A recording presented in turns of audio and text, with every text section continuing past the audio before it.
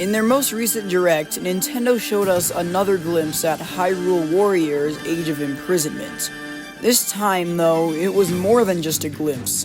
We got a full gameplay trailer and 3 new character reveals, and these characters and the possibilities they might bring are just what I'm going to be talking about today. Before we begin, consider subscribing if you haven't already for more Nintendo content, and without any further ado, let's look at some of the exciting possibilities these characters bring to the table. The first, and admittedly my favorite fighter I want to cover, is the Korok. We saw a short clip of what is presumably either the Korok's special attack or weak point smash, in which the Korok throws out a volley of shock, splash, and fire fruits, and slashes them mid-air, creating a strong elemental blast, knocking the horde of bokoblins backwards. On top of being absolutely adorable, the Korok seems to be significantly important to the story, or at least important enough to be featured on the game's key artwork.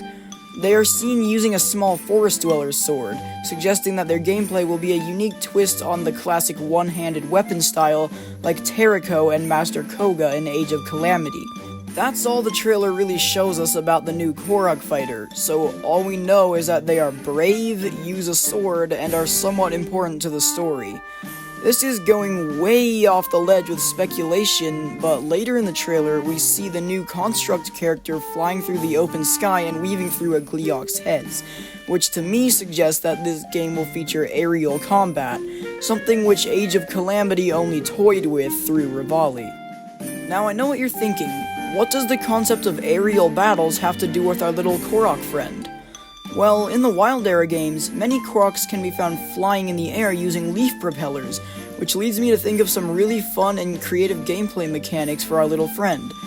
Perhaps they could glide around like a helicopter using one of these leaf propellers and fight by dropping volleys of shock, fire, and splash fruits. Like I said, this is a really speculative idea, but it'd be fun nonetheless. Next, let's move on to a character who we know from before, Sonia. Sonia will obviously be very important in the game's story, being the first Queen of Hyrule, Zelda's main mentor, and the wielder of a secret stone. Like the Korok, she is featured very briefly in the trailer, but just enough to get a glimpse of what her fighting style might be like. She's seen using a bow, or more specifically, a take on the old wooden bow, which suggests that her playstyle might be similar to that of Zelda's in Age of Calamity. We only see her performing a sync strike with Zelda, so we really can't tell what her playstyle will be like from just this clip. We do know that she has some control over time, not only being able to use the recall ability with ease, but understanding it enough to teach Zelda how to use it as well, so I suspect that a good chunk of her moveset will involve recall. The European version of the trailer doesn't give much insight either, only showing Sonia looking up at the sky with Zelda. Because of the lack of footage featuring Sonia on the battlefield, it's impossible to be sure of anything at this point, but I sure am excited to see what abilities and mechanics she brings with her when the game releases. Next, what looks to be the game's protagonist, Zelda. While this version of Zelda isn't new to the series as a playable character, having featured heavily in Age of Calamity, where she was one of my favorites to play as, from what we've seen of her in Age of Imprisonment's trailers, it looks like she'll have a much more hands-on fighting style. In Age of Calamity, she fought by manipulating Sheikah runes to work for her in combat, which I must admit was quite clunky, before discovering her sacred power and wielding the Bow of Light for a much more smooth and satisfying moveset.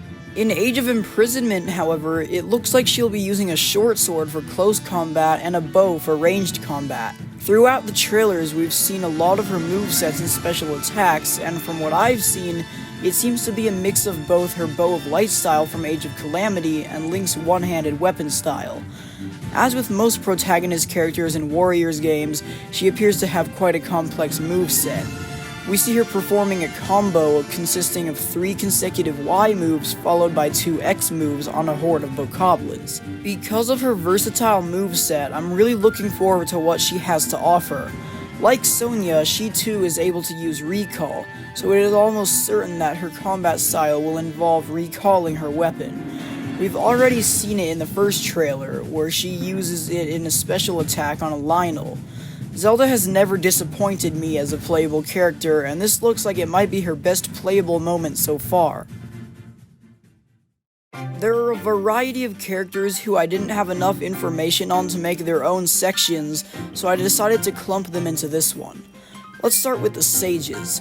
The ancient sages are all very similar to the champions as far as appearance, and they even use the very same weapons as the champions from Breath of the Wild and Age of Calamity. In fact, from what we've seen of them, their movesets are almost identical to those of the champions. Because of this, I won't go too much into detail of how they are similar, it's plain enough just to look at, but we can expect them to be basically the same as Age of Calamity's champions. There are two other characters in this mixed little segment as well. In the American and Japanese trailers, we see an unnamed Gerudo warrior. She fights with a Gerudo Claymore and is only seen in one shot, where she teams up with the Sage of Lightning to do a sync strike. Who she is unknown, but judging by her weapon, we can infer that she'll offer a similar playstyle to that of King Rome from Age of Calamity. Both use large claymores and have tall, bulky builds. The other character in this segment is yet another unnamed warrior, this time a Rito. This warrior is only pictured in the European version of the trailer, where they perform a sync strike with the Sage of Wind. The Rito is seen wielding a feathered edge, a traditional Rito short sword. Again, we can tell nothing from the second of footage that they're in, but we've never been able to play as a sword-wielding Rito warrior, so I'm excited. Going back to the concept of aerial battles, this character could really pack a punch. Flying around the sky and holding the sword in their talons, swooping in and out of an enemy's range to deliver quick attacks.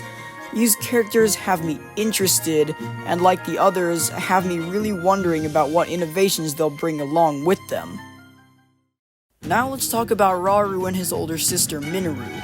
Starting with the latter of the two, it appears that Mineru, instead of directly fighting her enemies, will mostly make use of technology, much like Pura in Age of Calamity. She's seen moving around on a small wheel and fighting constructs with cannons. Rauru, on the other hand, looks like he will have a much more up-close playstyle. Seen fighting with a spear, he appears to use a style similar to Link's two-handed weapon style in Age of Calamity, as well as Zelda's Sheikah Slate combat technique, mostly when he uses Ultra Hand to spin his spear rapidly. While Rauru is most likely to stay grounded, Mineru has some interesting possibilities for aerial combat. She could use her construct to fly and use weapons like cannons to attack enemies while airborne. Speaking of flying constructs, let's move on to the new construct hero. This is the only character we actually see fighting midair in any of the trailers, using wings and a jet to propel itself. It is seen weaving through the heads of a Gleeok and later transforming back into its humanoid form and diving straight down. This mysterious new hero has so many interesting gameplay and lore possibilities, but for now let's focus on the gameplay side of things. The hero is pictured wielding a sword and shield on the game's box art, suggesting that this character will fill the role of a Link-like warrior that at first seemed to be missing from this game. On top of that, this hero's abilities for aerial combat are numerous. Since it is not only able to fly but also to jet around at high speeds, this construct could act almost like a fighter jet, perhaps firing arrows as it flies and landing a few sword strikes if it gets in close. The possibilities for this new construct are so great in number that it would take up too much time if I decided to discuss them all now. Perhaps in a future video. For now though, I'll just say once again how excited I am to discover who this character is, what they can do, and how it all fits into the story. Before I end the video, I'd just like to touch on this one very speculative possibility. In Age of Calamity, it was possible to unlock Calamity Ganon as a playable character after completing the main story and reviving Terrako.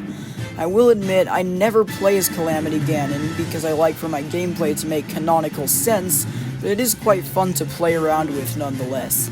I think it would be really cool if the developers decided to do the same thing for Ganondorf. It would be a bit risky, as more often than not, when turning powerful bosses into playable characters, they become underwhelmingly weaker, but I'd be willing to give it a chance. it would be a pleasant surprise to be able to unlock a playable Ganondorf as a post-game bonus. Thanks for watching this video. If you liked it, consider leaving a like and or subscribing if you haven't already for more Nintendo content. What are your thoughts on Age of Imprisonment's gameplay?